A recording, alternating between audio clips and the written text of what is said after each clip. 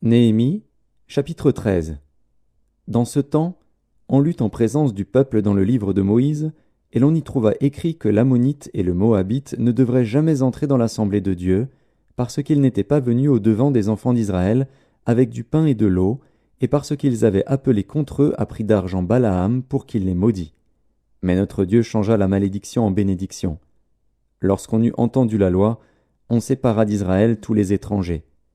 Avant cela, le sacrificateur Eliashib, établi dans les chambres de la maison de notre Dieu, et parent de Tobija, avait disposé pour lui une grande chambre où l'on mettait auparavant les offrandes, l'encens, les ustensiles, la dîme du blé, du mou et de l'huile, ce qui était ordonné pour les Lévites, les chantres et les portiers, et ce qui était prélevé pour les sacrificateurs. Je n'étais point à Jérusalem quand tout cela eut lieu, car j'étais retourné auprès du roi la 32e année d'Artaxercès, roi de Babylone.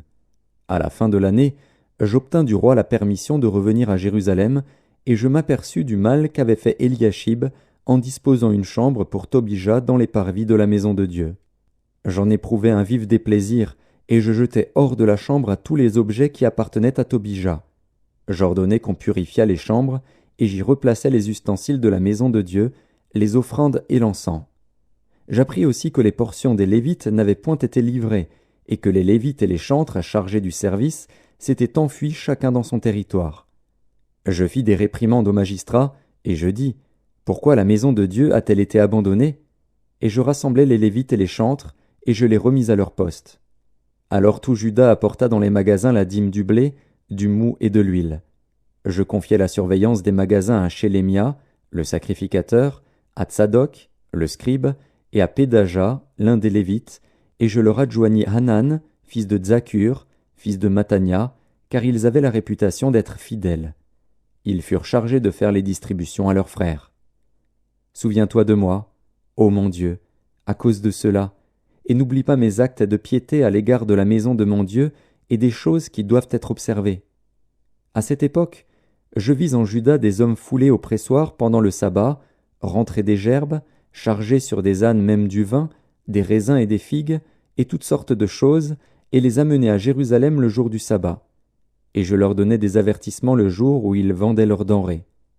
Il y avait aussi des Tyriens, établis à Jérusalem, qui apportaient du poisson et toutes sortes de marchandises, et qui les vendaient aux fils de Juda le jour du sabbat et dans Jérusalem.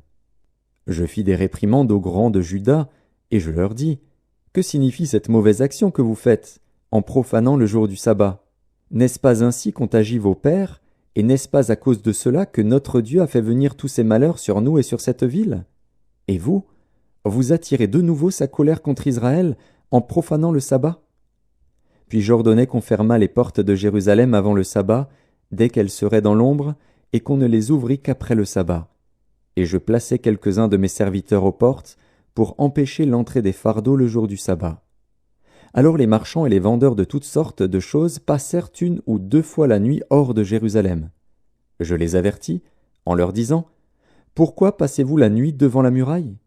Si vous le faites encore, je mettrai la main sur vous. » Dès ce moment, ils ne vinrent plus pendant le sabbat.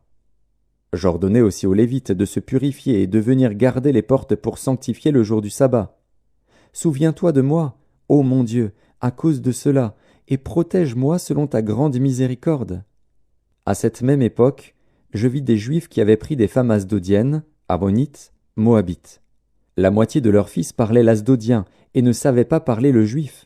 Ils ne connaissaient que la langue de tel ou tel peuple. Je leur fis des réprimandes, et je les maudis.